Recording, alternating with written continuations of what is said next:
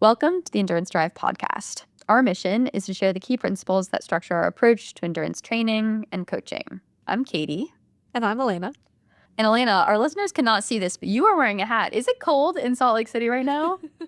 I am wearing a hat, and it's mainly because this morning was cold. Well, every morning recently, I go on a very quick 10-minute walk the first thing I get up, so I always put my hat on because it's cold enough to wear a hat. And then I'm reminded that hats are just kind of like socks for your head, where it's like once they're on, you feel kind of cozy, and then you notice it when it's off. Whereas before I was kind of just like, I never put on hats unless I'm going out for a while or running or something. So my hat has stayed on mainly because I take it off and I'm like, oh, now my head's cold. I kind of want to wear it again. But it's not that bad. I've heard it's been very cold though on the East Coast, Katie. How are you doing?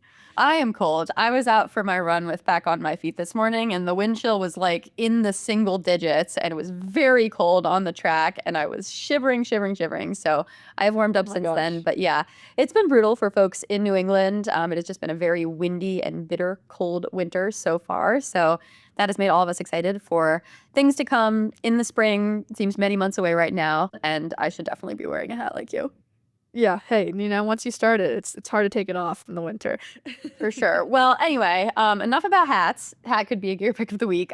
Let's jump in with some coaching and training insights, and then we have a really exciting interview that we're going to talk about in just a little bit. So I can kick this off. I wanted to talk a little bit about the value of looking for different patterns and trends rather than just like one-off single instances to track things like fitness and recovery. And my goal for that often with both my athletes and myself is I'm looking for patterns that can help us signal like a yellow flag or even a light green flag before anything turns into a red flag, specifically with respect to overtraining, burnout, underfueling, all of those things. So I wanted to talk a little bit about the metrics that I find useful, first in workouts and then in recovery. In workouts, I do spend a lot of time looking at trends in heart rate and pace during workouts, as well as the relationship between heart rate and pace. So for a given pace, where is someone's heart rate usually? And of course, there's lots of different things that can affect that. It might be that there was a 30-mile-an-hour headwind, or it might be that it was really, really cold and you were bundled up, or maybe you're a little sick, lots of different things, but that's something that I do look at. A subjective indicator that I think matters even more is I'm always asking people, hey, how did this feel? So shout out to athletes who are really good with their Training Peaks comments and saying like, yeah, I was a little bit tired. This felt a little bit harder. This felt amazing. That's something that we can look at kind of over time, not just a single workout I felt tired, but I felt tired 6 workouts in a row. I do think a lot about kind of motivation to get out the door. And something recently that I've thought about is maybe others relate to this, but for me, if my motivation is lacking, particularly with respect to the swim, I know that something's a little bit off. We know that I kind of hate swimming and I joke about it all the time, but generally I'll still do it. And if I get this feeling that I'm like, oh, I really don't want to drag myself to the pool right now, that can often mean that burnout's kind of creeping into other domains of my life. So keep tabs on like, what is it that workout for you? Is it that I always skip my strength and I'm starting to feel burnt out, or I always skip my bike, stuff like that? And then this one's kind of fun. The last thing that I think about in terms of subjective metrics for workouts is what are like the words that are used or just kind of the energy of different types of workout comments. So I see those in Training Peaks, for example. So there's some athletes who usually are giving me a comment that has like 6 exclamation points. And I'm like, there's no exclamation points. And there haven't been for a couple days. Or like using the word tired over and over again. Not like I feel terrible, but just like, oh, I feel really tired. If we see that kind of trending over time, that's all a bunch of kind of workout related yellow flags for me. And then I'm like, okay, do we need to dial things back? And it's funny because in a lot of the research that I do, kind of more on the academic side, we do like word clouds and different valence analyses of words. And I'm like, wow, this is exactly what I'm thinking about in these Training Peaks comments. So that's something to throw in. The last thing that I'll talk about too is also looking at metrics that are useful for recovery. So for me personally, and then for some of my athletes, we do look at things like sleep quality and quantity. So are you falling asleep quickly? Are you sleeping for enough time? Are you waking up in the night? I do look at things like resting heart rate and HRV. HRV is a little bit more variable, and it's sometimes hard to map that onto exactly what's going on. But generally, if your resting heart rate is trending up and your HRV is trending down, it can mean that your body's under stress. And then I have an Oura Ring. Elena, you have an Oura Ring too. Some bonus metrics that you can use if you have either an Oura Ring or a Whoop are kind of daytime stress levels, which is, again, looking at things like HRV during the day. as well as they have this index called a recovery index, which I've learned is how long it takes your resting heart rate to stabilize overnight. Super interesting. So again, none of these is the single indicator that matters, but when you think about them over time holistically, I do think that that can help figure out trends. And then the last thing here is I personally have been newly kind of tracking a couple sort of subjective metrics kind of in just a spreadsheet over the course of the week, where every week at the end of the week, I'll fill in 1 to 10, where's my mood? 1 to 10, where's my training enjoyment? 1 to 10, where's my perceived fatigue? And 1 to 10, where's my LSS or life stress score? And that's interesting because I think if you look at trends, if you can see, for example, something like training enjoyment going from like a 10 to a 9 to an 8 to a 7 over time, like a 7 in and of itself maybe isn't something to be worried about.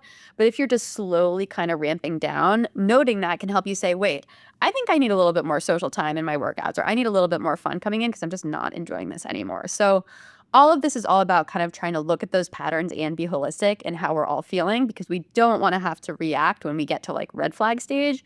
Instead, it's like, oh, something's a pale yellow, maybe we can make a change. And that's really helpful for me. So just want to encourage others to think about those metrics, figure out what's useful for you, and talk about it with your coach if it's helpful. Wow, yeah, love this. Super helpful. I've also been kind of doing a similar-ish tracking of those.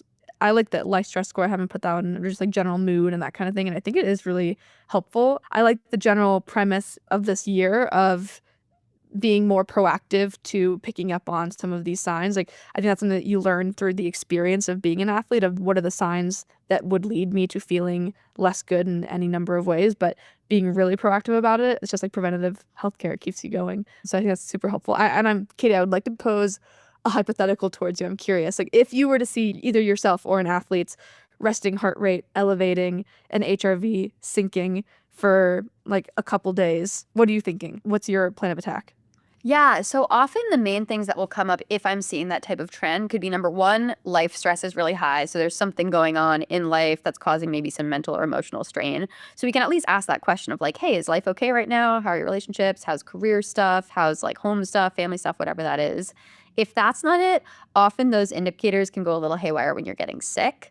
So there I'm just asking athletes to like tune into their bodies and say like, are you more tired? Does your throat hurt? Are you congested? Anything like that going on? But I will say that if someone's resting heart rate is up and their HRV is down, but they feel great, I'm not going to say like, shut down your workouts, don't exercise, don't move, don't do anything. Because at the end of the day, subjective feel is more important here. So for me, I think it's more important to just run down the list and say like, is there anything that's standing out? I will say that something that I struggle with is if those indicators go a little haywire and I can't identify anything, it can sometimes create a little bit of like anxiety where I'm like, but is my throat sore? Like, do I not feel well? And if that's the case, I will actually tell people like, hey, let's use a little bit less data right now because this is obviously creating some anxiety and we want you to just be able to tune into your body. But more often than not, usually there is something that comes up. Either you are getting sick or life stress is high or something along those lines. Yeah, awesome. No, that's super helpful.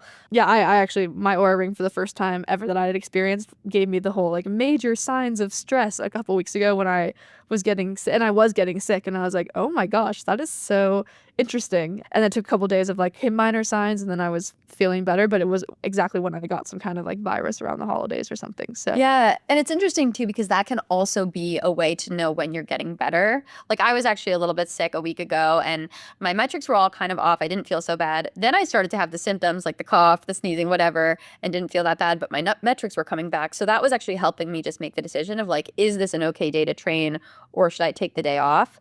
Because I was seeing like, okay, resting heart rate actually is back to normal. Like I'm a little bit congested, but I think I'm okay. So you can use that as one of many holistic indicators, but feel is number one. So always go back to feel first, I would say is the most important place to start. yep, I love that. I agree with that too. All right, Elena, what is your insight this week? Yeah, okay, so mine, I've just been having a lot of thinking and conversations with people around cross training, particularly because it's the winter and people are maybe deciding if they should approach their seasons differently.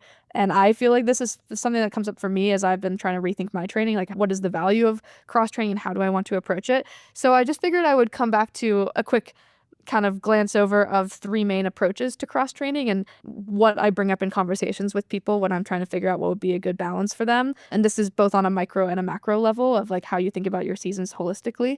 The first is fully basing your training on seasons. So like In the summer, you are running. In the winter, you are skiing or biking or swimming or doing something else. But this is an approach that I find is useful for people who really like to be all in on what they're doing and also are committed to multiple sports in these different facets where they want to be doing just the one thing. There's some great examples of athletes that do this, I think, just from the trail running world, like Kilian Jornet and Katie Scheid both typically have expressed that they do this first. They do skimo in the winter and run in the summer, and they are fully committed in those, and it just helps give them a mental break from each of the sports, but they are still developing their skills year round and like that separation. So that's like one way of approaching it. The other approach that I find that I actually fall into more often than not is what I call the bonus joy approach, which is the idea of having your main focus, but then sprinkling in bonus joy cross training activities whenever it feels right to do it. I think the challenge with this approach is that you really have to trust yourself to know what your feel is. And like to Katie's point, maybe you're looking at some of those metrics on how you're motivated to train. And you're like, wow, I really need to sprinkle in a cross training day. And I think this approach also, you need a few things. I think for me, I find that it's what I fell into in Boston because I had limited access to the skiing that I wanted to do. So I would look at my calendar and be like, when do I have a day that I know I can get out to the mountains and drive out there and do this? And that's how I kind of sprinkled this in, but I had to be really intentional about that. So I think this is an approach that it's good for if you trust yourself to listen to your body and your mind when you need to mix it up and you have limited access to some of those favorite cross-training modalities, but you know that when you do it, it makes you a lot happier. And I think some helpful ways that can help support this kind of approach are, like I said, planning ahead for these time blocks for when you are going to mix in this kind of cross-training because you know you'll be appreciative of that. And then also having a strong multi-sport community of people. I have found that super helpful for when I have friends say, hey, we're going to do this bike ride on Saturday. I'm like, oh, like that sounds really fun, but I have this long run planned on Saturday. Oh, but this sounds better. So maybe I can lean on my friends and go do that and then rearrange my calendar. And I think I always talk to my athletes and say, hey, if those opportunities arise, I want you to always take advantage of them and we will figure out the training. But that is really important to make sure that you're getting some of that joy. So that's the bonus joy approach. And then finally, the last one is just the multi-sport consistency, which honestly, probably most of the triathletes listening fall into this because you're just consistently doing multiple sports throughout the year. So in that case, I think there's two ways to think about it. If you're always doing multiple sports, maybe it's still adding in something different because you're really focused on just the swimming, biking, and running, and that can feel also like it gets to a drain because you're still doing them all the time. So that's just maybe adding a little bit of the bonus joy into that. Or you're a person that's just like, I am okay not focusing on any specific goals. I have some broader goals that are exciting to me, but I'm going to be doing a bunch of different things. I think of when we interviewed Catherine Roki on here before, she seemed like she was in that approach of just like, I do some ski things, I do some bike things, I do some running things, and sometimes I have some races for those different things, but basically I'm just going out and doing whatever feels good that day, whatever my community is doing, etc. And I think that's really a healthy way of doing it, but it's really leaning into whatever approach is fitting your life in that time. So at a high level, I don't think there's any right way of doing this. I really just find myself talking to athletes to figure out where they will fall in based on a series of questions of like, are you having fun with what you're doing? How do you feel? To Katie's point, like the first thing is like, how do you feel? How does this activity feel? What are you missing? If you get the feeling when you're out and like, oh man, I see someone biking by and I really miss biking, maybe that's a sign that you should go try that. What sounds exciting? And then what obstacles do you have to work around? Whether that's your schedule, what you're able to do, what races you have planned that you really want to make sure you're preparing for. Those are the things that you're kind of like balancing. And yeah, just think it through. I really love cross training. I think in one way or another, it should definitely be used to spice things up and to keep things interesting. So hopefully you can use it as a tool to just have fun with the athletic journey. I think about it a lot right now because skiing is my main cross training. So how do I mix that in? I've talked about that before, but that's why it's on my mind. And I also wrote an article on this at one point, so I'll link that in the show notes. But yeah, just wanted to share some thoughts on cross training because it's that time of year. This is awesome. I love this framework so much. And I do want to call out something you said. You know, we have a lot of triathletes who are listening, but I think triathletes should also think about cross training. And by cross training, we don't necessarily mean multiple sports. We mean sports that are different from your primary exercise modalities. And I think often the benefit of cross training for triathletes is not just the idea of like different planes of motion and whatever. I think it really is just a mental break from the we are swimming and biking and running and strength, where you can say like skiing is good or hopping on the elliptical or going cross country skiing or going hiking. It's just a break from that structure. So I would say triathletes, I know it's really hard to fit everything in, but always talk to your coach about like, hey, can I sub some stuff here? And I've been thinking about that sort of for the rest of my season where, yes, I am a triathlete. Yes, I have a lot of swim, bike, run, and strength going on, but I do have some ski trips coming up too. And it's awesome to sub a ski for a bike or a ski for a run or a ski for even a swim or a strength workout just because it's different. So yeah, I want to call this out as something that's awesome for triathletes as well as runners and really anyone else in the sporting world. Great. Yeah, we love cross training. It's so fun. Okay, well, I think with that, we are ready to transition to, we have an awesome interview today that I've been really excited about for a long time. Our interview is, many of us know Coach Kevin Prunty. We've interviewed him many times on the podcast before, so we can link some of those episodes. But you don't know, maybe, his better half, Hanna Prunty. They recently got married, I think back in September, and she has a really, really exciting journey and some exciting news to share with us on the podcast. So Hanna is a PT, she is a coach, she is an athlete, and she will talk about her other news in just a couple minutes. So without further ado, we're going to transition to the interview. We're so excited to welcome on Hanna Prunty.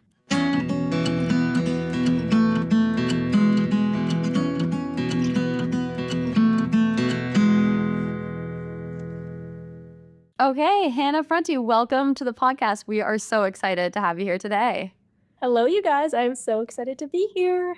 Awesome. And congratulations is in order because you are expecting a baby boy, I believe, in June, is it? Coming up soon? Yeah, its due date is June 17th, so we're getting down to the wire. It's now 2025, the year he's going to be born. Oh my gosh, that's so exciting. Well, we are absolutely pumped for you, and we're going to get into that because we have a lot of questions kind of about being a female athlete who's now having a baby and your journey in that.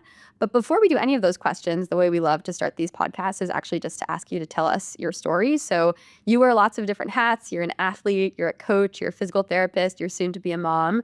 Can you just tell us kind of how you got to where you are today, specifically as it pertains to life, career, sport, kind of anything in between? Yeah, totally. So, kind of from the beginning, I played soccer my entire life from the age of like 4 till 18 when I left for college, and then I played in college. But at the age of 10, I joined my first like competitive premier team. So, practice 4 times a week, conditioning all through the winter, outside 10 degrees, we'd be sprinting in the parking lots if it was like snow on the grass. And then did that from 10 till 18. Then at the age of 18, I went to college. I got recruited to Siena College, which is in Albany, into their Division I program. So I played there for 4 years. And then after college, COVID hit in 2020. So unfortunately, we didn't get to finish our senior year on campus, but graduated from Siena. And then beginning of my senior year, I had applied to a physical therapy school called Russell Sage, and that's kind of up here too. So I graduated like May, let's call it like 20th from Siena online. May 21st was the first day of the program. It was like that Monday. So started the program online for almost probably 4 months. It was online every single day. And then finally there was like kind of some restrictions being, let off and stuff. So we got to go onto campus, but still had like, huge face masks, all that stuff. So long story short, 2023, I got to graduate and we were all good. Got my first job, passed my boards. So now I've been just working as a PT for almost 2 years now. Kevin and I live up here in like the Saratoga area. And yeah, now we're expecting our first baby, got into endurance training and all that stuff. Oh, that's so awesome. Well, I have a bunch of questions about this journey. And maybe first, could you just talk us through this decision to become a physical therapist? You sort of had sport in your life all along. Was that something that you always wanted to do, or what made you kind of follow that path?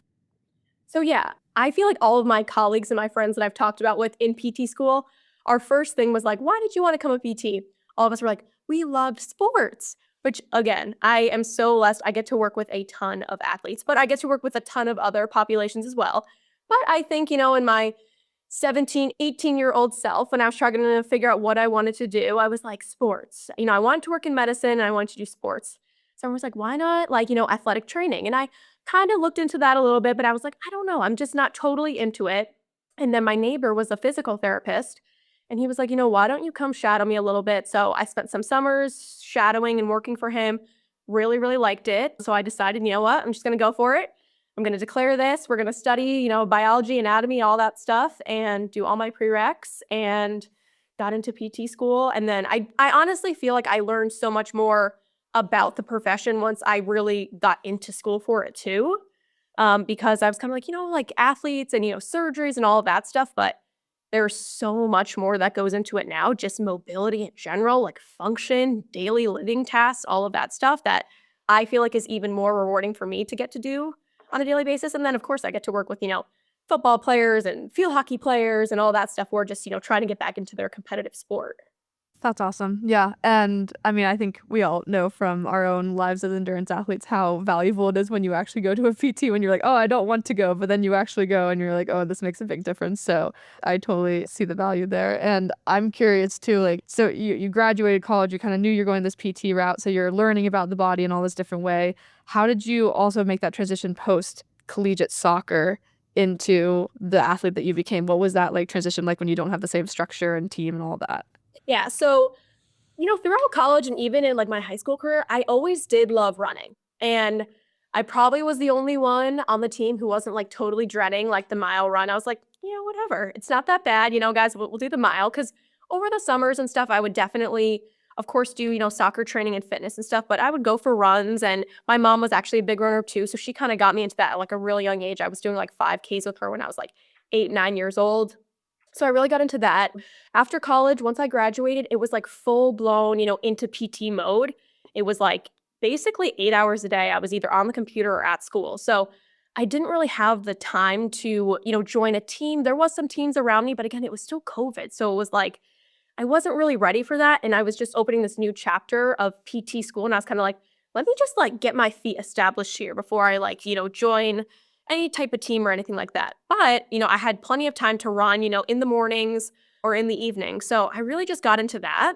And like I said, I feel like I was into running as it was. So it wasn't that hard for me. But, I really started to like kind of push the envelope and do, that extra mile. So instead of running 4 miles, then by like the next 2 weeks, I was running 6 miles and then maybe 8 miles, maybe 10 miles. Then all of a sudden I had just done like a half marathon by myself in like the middle of COVID, whatever we were doing. But I had just done like a half marathon and it felt easy to me. And I was like, this is kind of fun. So I really just kind of started to build on like the base I kind of already had. And everyone had so much time during COVID. I was like, guess we'll just keep increasing this mileage. And then ran a marathon one day in the middle of COVID just by myself.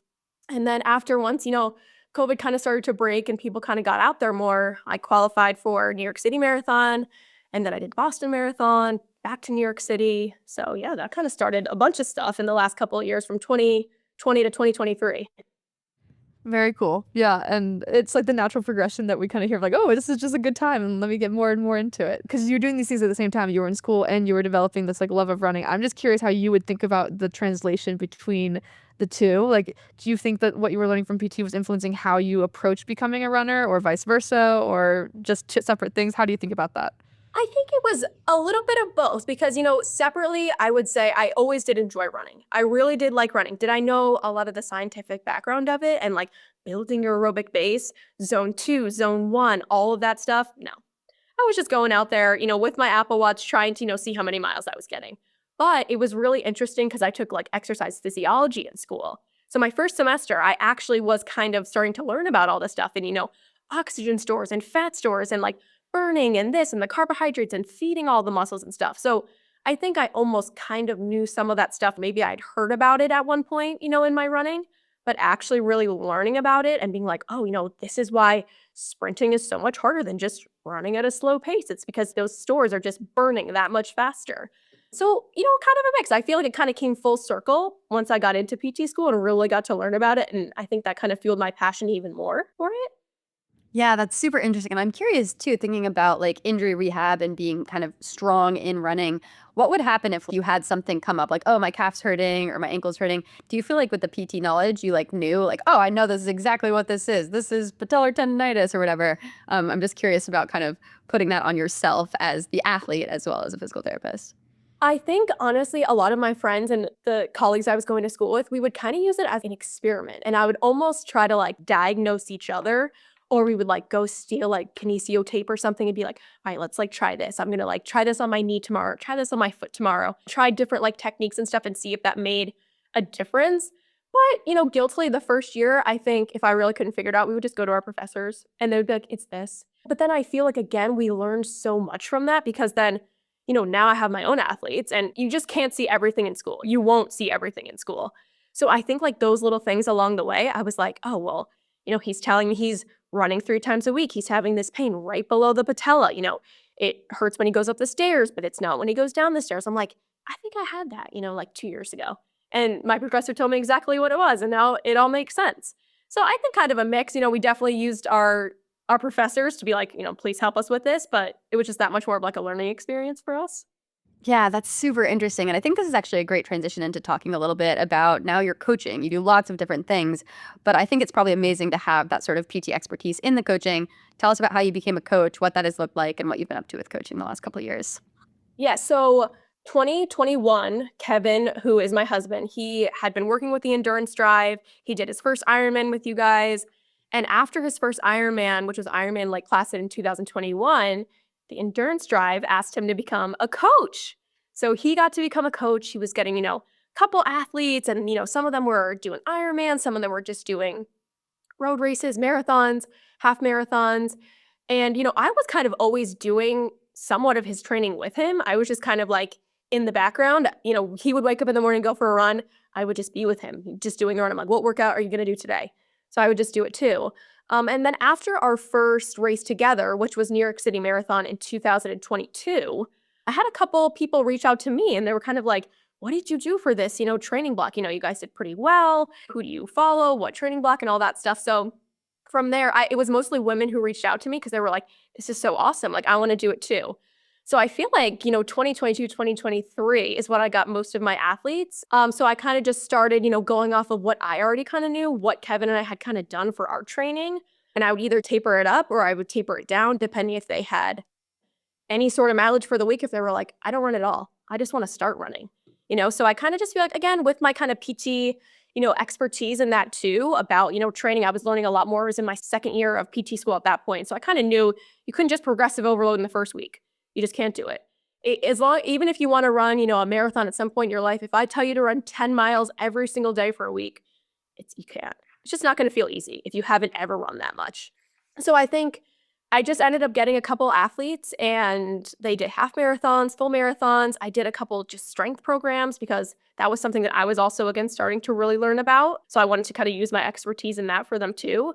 And it was a little bit of an experiment at first. I'm not going to lie, it was kind of just seeing what was working. If they were like, whoa, that felt like way too much mileage for that week, or that was actually kind of easy. I actually did an extra 2 miles at the long run on Saturday.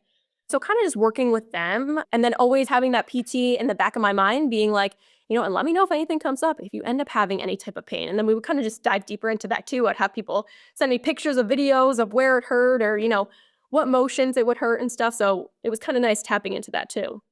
Yeah, that's awesome. Again, like the natural progressions, you have to fake it till you make it a little bit, and then you learn so much in the process. I love that. I'm curious too. I was just thinking as you were speaking, like this is such a cool journey, and you have like just kept going, and like you said, like dove in and have learned a lot in the process, and have been crushing it in the meantime. Like for listeners, like Hannah runs like a 2:49 marathon, right? Yeah. So she's ripping. But I'm curious if you were at this point in time, like you got into running post college, so you've had probably like about 4 or 5 years of really being on this journey now.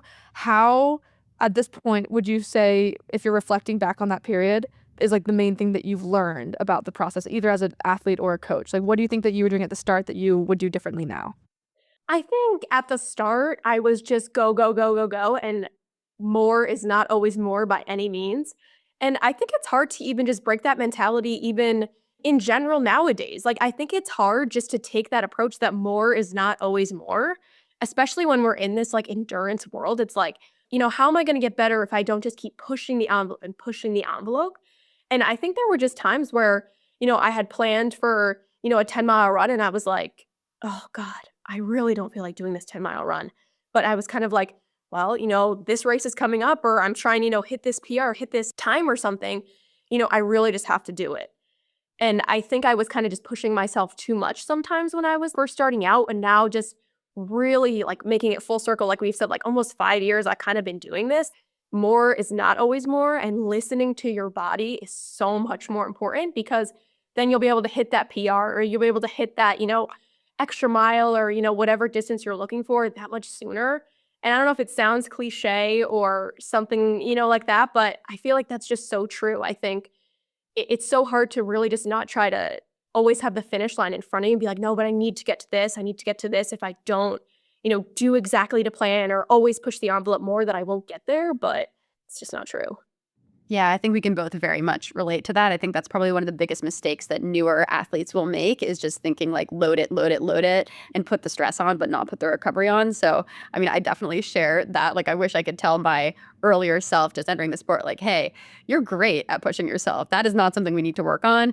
You've got to kind of balance it out with the recovery. And at the end of the day, it seems counterintuitive, but that's what's going to give you the best performance benefits as well as the best health benefits, which is kind of what we're looking for in terms of long-term sustainable performance. So with that, actually, I think that's a nice segue to jump into another topic that we really wanted to get your perspective on. And Elena and I have talked a lot about, eventually probably wanting to start a family, thinking about how we square that with like having a big athletic career. You're starting family right now, which is really, really exciting. So could you kind of talk us through that decision to start a family, any changes that you made with respect to your training, fueling, recovery, et cetera, to kind of move in that direction? Yeah, absolutely. This is a topic I actually really love talking about. So pretty much 2020 to 2023, like I said, it was like full steam ahead, just totally trying to get through PT school and, get in some workouts. And I was in, well developed into this endurance, world at that point, mid 2022, I would say. But I was just kind of, really into races and really into school. That's pretty much it. It was like, what am I doing for training in the morning? And then what's my class schedule? What test do I have this week? And that was it. It was kind of just this like laser focus I was working on. So for 3 years, that was pretty much just my life. And then finally, 2023 in May, I graduated. Kevin and I got engaged in October of 2022, but we were still young. We were 23 and we were still just like so both enveloped in this like endurance world that it was kind of like, this is sick, we're going to get married, but like, this is just like what our life is right now. And it was awesome. It was amazing. We loved it. But those were just our priorities. I was like, I got to get out of school and get a job. And, this is the next race we have coming up. That was pretty much it. So I would say at the end of 2023, though. So I graduated in May 2023. And by November of 2023, I was kind of like, all right, we're approaching wedding year. And I kind of was just like, doing some self-reflection on myself and just being like, I do want to have, a family in that next, year, 2 years when we do get married. And I kind of just needed to, again, kind of just like dig deeper to myself and be like, let me look at like my health because I was not getting a menstrual cycle at all.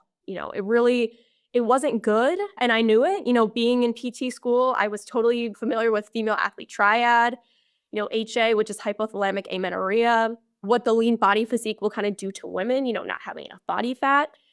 I had no period. So pretty much I knew it was because of just like that high level of training. I was in this like training block for like 3 years. I was performing at a high level. It wasn't like I had, terrible energy or anything like that. I was being able to hit my race paces, being able to hit my PRs.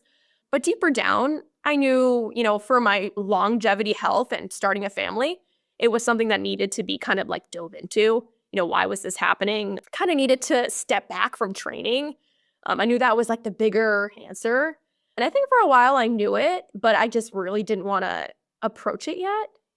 I had just kind of made this identity of myself of just like really being this great runner, into training, into endurance, waking up at 5 a.m., going on a super long run, going to school all day. And that was just kind of like me. That was just who I was and who not everyone knew me as or anything like that. But that was kind of just like a big part of my personality. So I think end of 2023, I was kind of like, all right, let me kind of like figure out, what I need to do to make sure, everything happens the way I would want to, or, hope for kind of in that next, wedding year or the year after. And really just make sure that my health is good.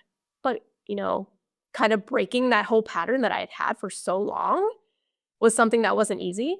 Yeah, well, thank you so much for sharing this because I think this is really, really valuable to talk about, not just if you're trying to start a family, but just for female athletes in general. I think in general, the idea of like menstrual irregularities are a telltale sign of some type of like hormonal imbalance that is usually from maybe not having the right balance of training and fueling, so low energy availability. We've talked about that on a couple of podcasts before. But I think what's really interesting in your case is that you weren't necessarily needing to make a change because you were having like bad performances or a ton of fatigue, or we've talked about, for example, like stress fractures, injuries coming from this lack of kind of hormonal balance.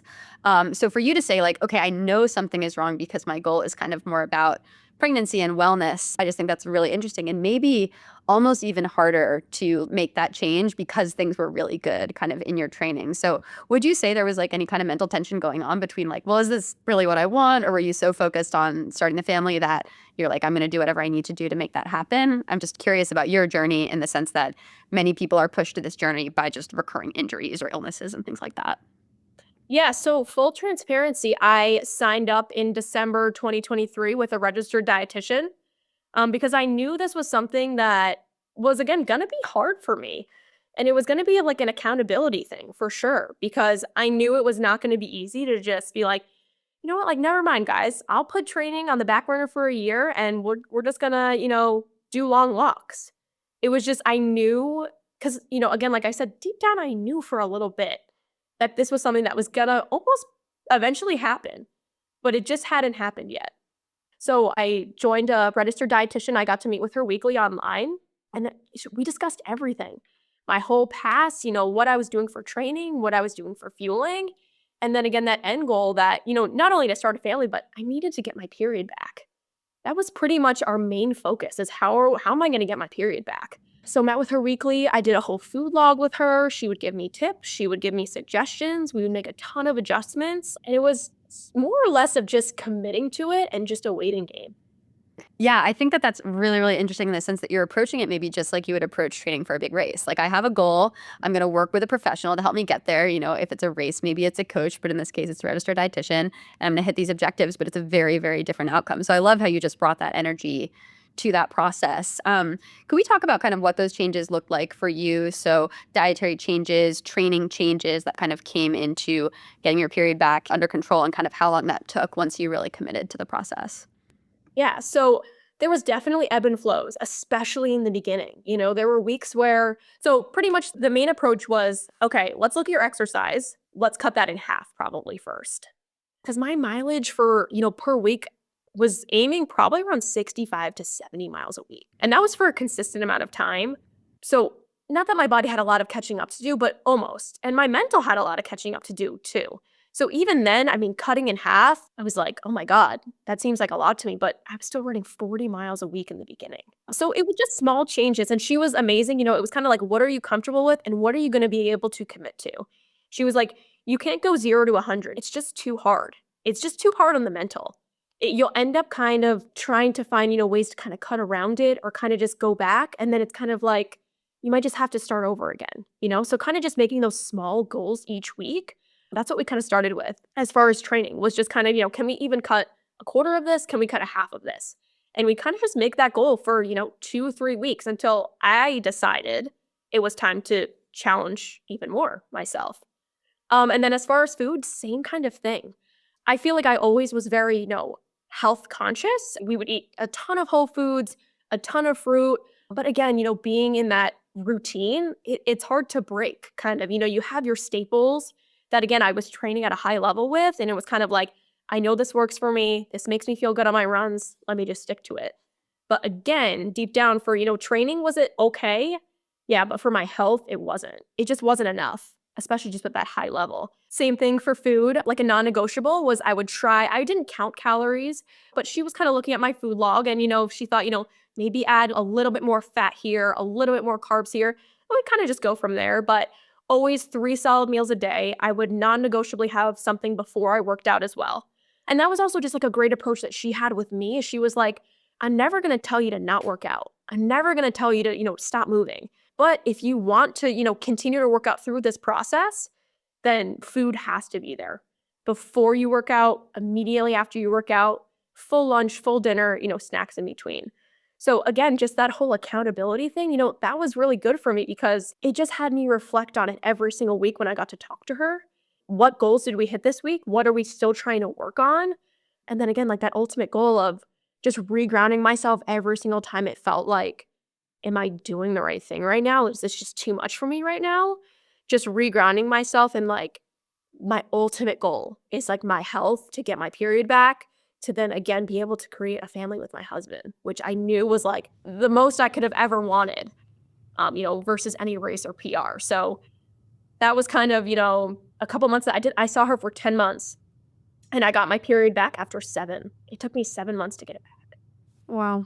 Yeah, I mean, thank you so much, Hannah, for sharing all this, because there's so many pieces I want to dig in on. I just think it's a really important thing to share in general. I mean, in the very first place, the fact that you knew this was a problem, because I think there's still an epidemic of people who feel fine if they're training at a high level but are not getting their period, and then the doctors are saying that that's also okay, because that's just been what has happened for so long that no one has challenged that. So I'm really glad that you were able to recognize that in the first place. But this journey seems, yeah, I mean, really empowering and really important, but also really hard. I imagine, like, mentally, emotionally, as you were going through that, like, that you said something that really resonated with me, like, how do I know if I'm doing the right thing? And I had to reground myself in that goal, and I think I felt that at different times in different ways. I'm curious if you could even dig a little bit deeper on that mental and emotional journey alongside the physical recovery of your period after 7 months. Like, what did that feel like as you were taking on these changes? Did it actually make you feel better? Like, could you tell in your mind or body, or did some things make you feel worse and you had to challenge that? What was that like for you in that 7-month journey of recovering your period? So again, it was like a lot of ups and downs because, sometimes I would have a great week and my body felt great, but I'm not gonna lie, none of my jeans fit me anymore. All the clothes that I used to have, or, even some of the training gear that I was wearing, it wasn't fitting the same. So, like, even mentally, my body itself felt much better. And I had never known maybe how much rest I did need until I finally just gave it to myself. And it felt so much better to me. But then again, like that mental, and I think that's again why it was so great to have Laura. Her name was Laura. That's who I worked with. Her to just talk to every week and just have her just reassure me that this is good for you. This is what is needed.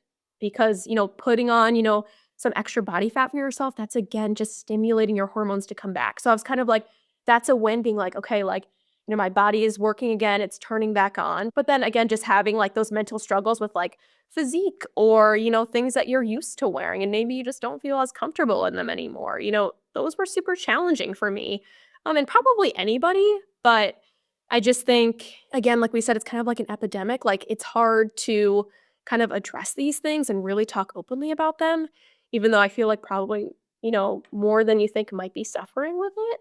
Yeah, absolutely. I mean, I can say as a coach, I see this all of the time. Elena and I have both talked about various struggles there. And I think the stats on female athletes who do experience this are really, really striking.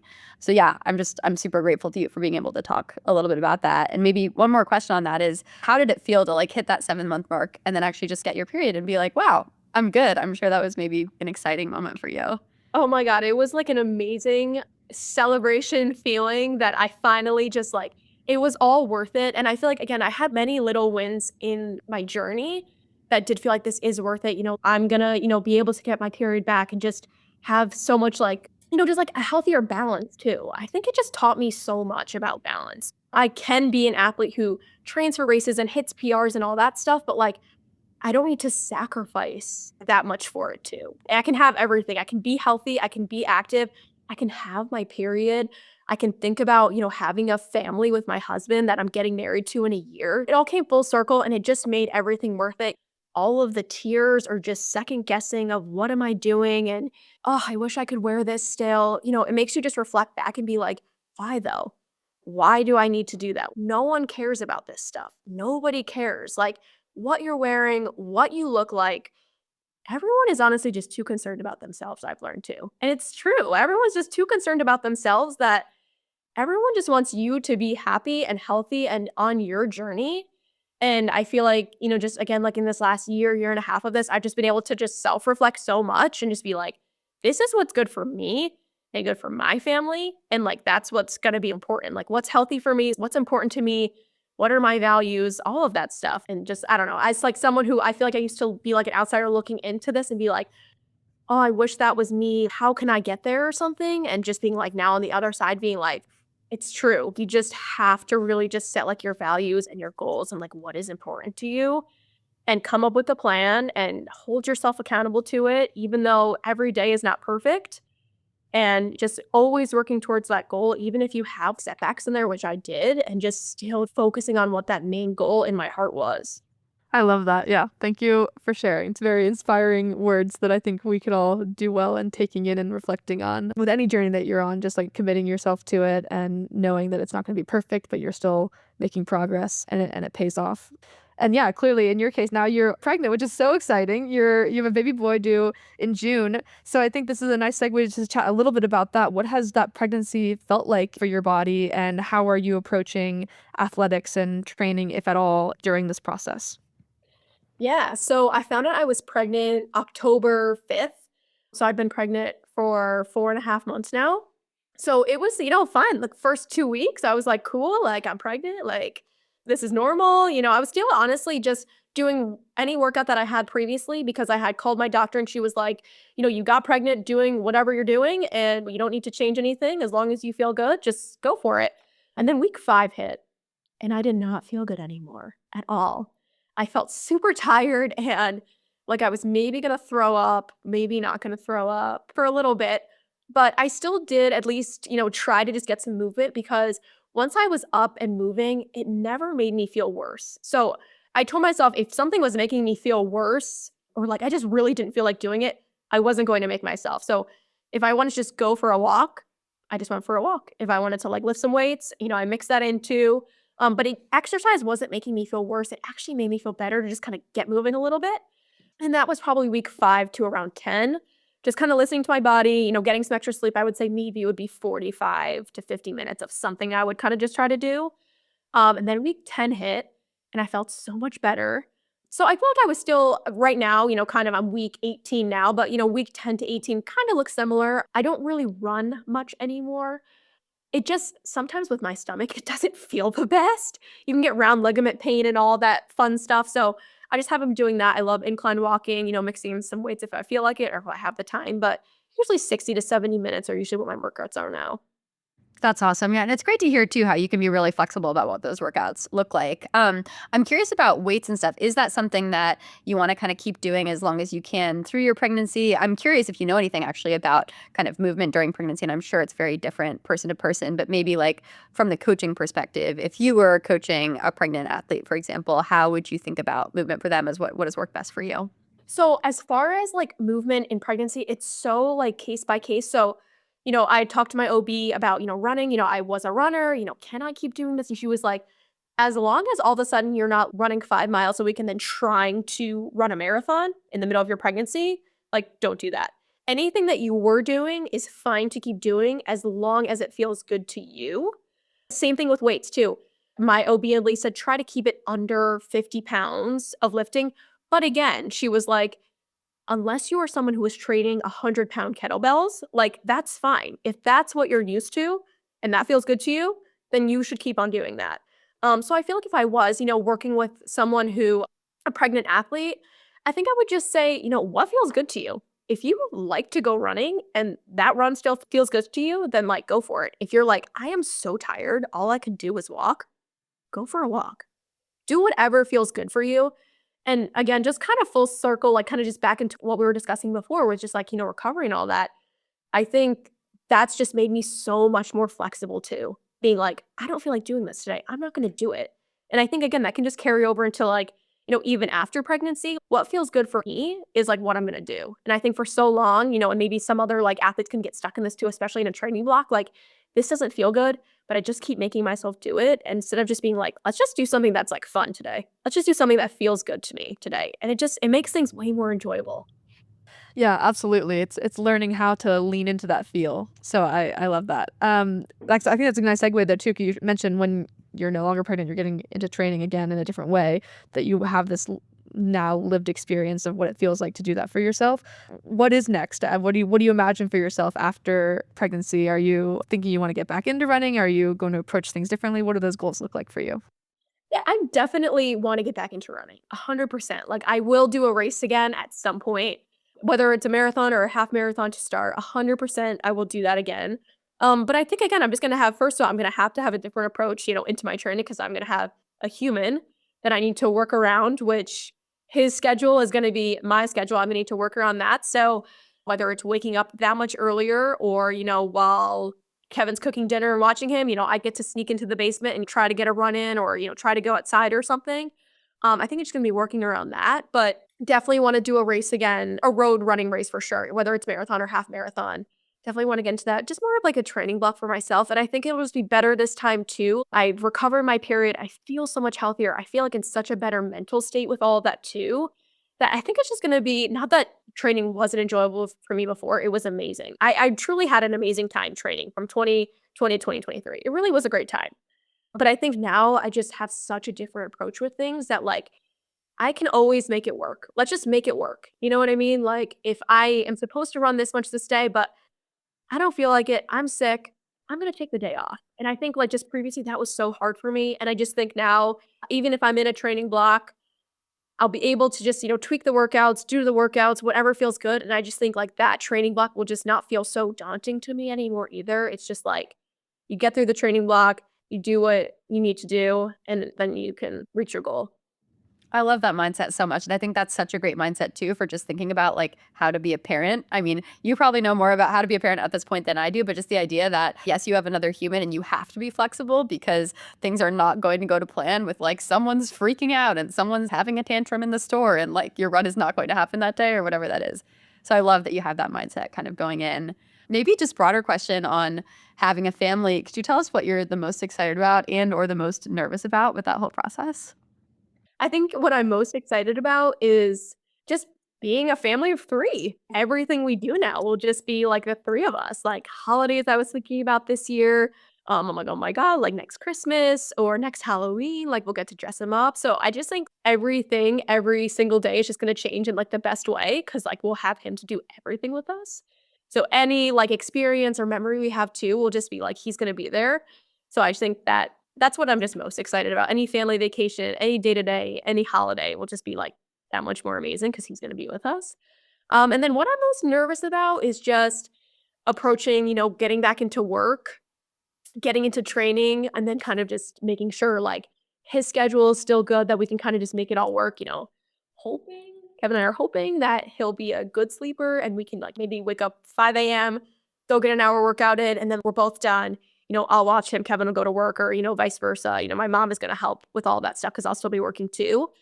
But I think that's kind of what I'm most nervous about, but then also I'm kind of like, "We'll make it work. Whatever has to be done, it'll be done." So, Kevin and I are a great team together. So, if he's gotta go work out and I gotta watch him and then we flip-flop, that's just what it'll be. Yeah, absolutely. I think, yeah, a lot to look forward to and super exciting. I think maybe we can do a little quick rapid fire, lots of questions here. What's your favorite pre-training meal and post-training meal? Okay, so before I got pregnant, I used to love rice cakes with peanut butter or, like, toast with just, like, some butter. I'm someone who couldn't always tolerate, like, super heavy before I worked out, so I would try to do, like, rice cake or toast. Now that I've been pregnant, I seem to be able to tolerate a bit more because 'cause I'm, like, much more hungry. So before training, I still do train mostly early in the morning, but sometimes I'll just have, like, a bowl of cereal, even if it's, like, dry. I love, like, Life cereal or, like, cinnamon has been really great for me.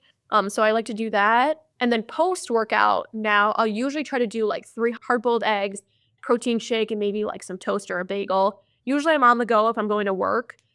So those have been, like, my, like, staples, like, always some sort of carb, whether it's a bagel, some eggs, like, hard-boiled usually, and then, like, protein shake.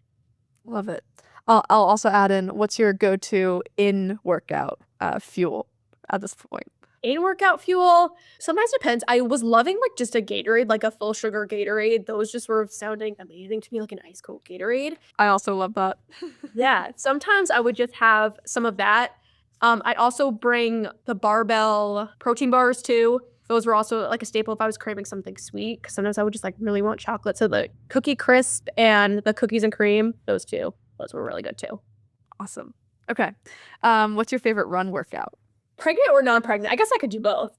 Let's do both. Yeah. Okay. So non-pregnant, love hate. I love to do hills because I knew it was, like, so good for me because it would make all of my long runs feel so much easier. One of my favorites was it was, like, 1 to 2 mile warm up, then we would do a 10 by 30-second uphill. So you would start at the bottom, run uphill for 30 seconds, back down for 45, repeat 10 times, and then right into a 5-minute race pace. That was, like, completely killer, but I just feel like once I really started committing to doing those 1 to 2 times a week, I was like, "Oh, my long runs are feeling so much easier." Because the elevation, just training elevation, it makes everything so much easier when you're just on that flat ground. It's like, this is, like, downhill. I love that. Also, aren't favorite workouts almost always a love-hate relationship? I know, I know. It's like, I know this is definitely terrible in the moment. Yeah, absolutely. Okay, bucket list travel destination? I really wanna go to Greece. I've always loved the movie Mamma Mia, and I'm like, I need to live that out wearing all white in Greece, just, like, walking around a market and going in the water or something. I just, like, I need to live that out. Greece is totally on my bucket list, so hopefully one day. And maybe with a baby, that you will truly be a mamma mia. That's amazing. Oh my God, that's so true. Amazing. Okay, last question. How's Coach Kevin going to do as a dad? Kevin is going to be amazing as a dad. I'm super excited, like already just thinking about all the times we're going to share together, all the road trips, all the car rides, just at home, cooking dinner. Like he's super excited and I love seeing him, like how excited he is too, because I'm super excited. So he's going to be amazing. And he's such a great role model. He's so dedicated, so committed to everything he does. So I just know being a dad is just going to be another thing that he's going to be great at. I can very much imagine you too with like a super nice jogging stroller, crushing it down the roads, probably at 5 a.m, because that's when you guys do your workouts with the baby. So I think he's going to do a great job too. That's super exciting. Great. Well, thank you so much. Those are great rapid fire. We love to end our podcast with a challenge of the week and a gear pick of the week. So we might have you join us for those. But Elena, do you want to get us started with your challenge of the week? Sure, I can do that this week. Mine is to just do a first thing in the morning 10-minute walk. It doesn't even have to be 10 minutes. It's just like if the first thing you do when you get up is just go outside and breathe in some fresh air, especially in the winter as it's kind of crisp and cold out. I think it's just a great way to get yourself going. So just try it. That's my challenge of the week this week. Awesome. Love it. Okay. Mine is everyone's got to make themselves a good post-workout stretch routine. And honestly, Hannah could probably give us some good stretches to do to include in that. But one of my athletes recently called out that she's been using her post-workout stretch time for social media time and like tries to stay off social media otherwise. So if you're having trouble with that accountability for your post-workout stretch, you could bundle it with something fun, like a little guilty pleasure of social media time, and make sure to just hit those muscles that always get really tight and warm down after your workout. Hannah, hit us with your challenge of the week. My challenge of the week is to give myself an extra 15 minutes in the morning. So whether it's waking up 15 minutes earlier so that I just have like a little bit more of a lax morning, because sometimes I'm definitely guilty of maybe hitting snooze once or twice, trying to get in 30, 40 minutes of a workout, getting in the shower and getting right to work. But those days where I end up just waking up, springing right up and just having that extra 15 minutes makes my day just so much more calm. I can get to work nice and early, no patients are there, and just kind of like get myself started. So definitely going to try to give myself that extra 15 minutes in the morning. I love that. That's a great challenge for lots of folks who have trouble getting out of bed. Let's close this out. Gear pick of the week. Elena, what gear have you been using recently? I will bring back my Lecky Ultra Trail FX1 poles for anyone who is doing some verti trail running. I guess it's winter, so maybe you're maybe just hiking up in the snow right now, or we'll be looking ahead toward these other races. But I did a backpacking trip not too long ago and was reminded of how much I love these poles. They just are super light. They fold up really quickly. I need to get a quiver. Actually, maybe that'll be my next gear pick of the week is my quiver for my poles so I can have a quick release. But they're great. So that's my gear pick of the week this week. Right on. Love it. I'm going to recommend something that I may have recommended before. I don't actually remember, but it has been really cold on the East Coast, sometimes so cold that you need to be wearing a puffy when you're out for your run. So I'm going to recommend the Patagonia Micro Puff hoodie. This is an amazing jacket for mountaineering adventures. It's also amazing for just like being on the Charles in Boston, getting slammed with an insane amount of wind. So I've been wearing this on the coldest days recently. And it's also just like a good general kind of fall spring jacket. So I think they claim that they have one of the best warmth to weight ratios. I agree with that. One of their colors is currently on sale. So I linked it in the extended show notes and folks should check it out. Hannah, gear pick of the week. I have been I got some 1 pound Amazon wrist weights. I have been loving those. I have just been wearing them on my walks. I don't know. I just feel like it gives me a little extra oomph like to my arms, especially again, like if I really only have, 30, 40 minutes, sometimes I don't have time to kind of strength train and do cardio. So if I'm like, I just feel like going for a walk, I'll slap those on and it kind of gives me a little extra pump in my arms. So I've been loving those. That's a fantastic gear pick. And I love when new people come on and give us unique gear picks because Elena and I are running out. We have had way too many gear picks of the week. Yeah, I love that gear pick. And also, maybe it goes with my challenge of the week. You do a little wrist weight 10-minute walk and then you're golden. There you go. That'll amp it up. That's perfect. Oh, well, this has been so great, Hannah. Thank you so much for telling us about your journey, your story. We're so excited for you. And honestly, we're going to have you and Kevin back on probably sometime in the summer to talk about what it's like to be endurance athletes, coaches, and new parents, because that's something that is probably going to be relatable at some point or another to many of the folks in our audience. And we will be very curious to learn kind of what your experience has been like then. Thank you guys so much for having me. Yeah, we'll have you back again soon. Thanks so much.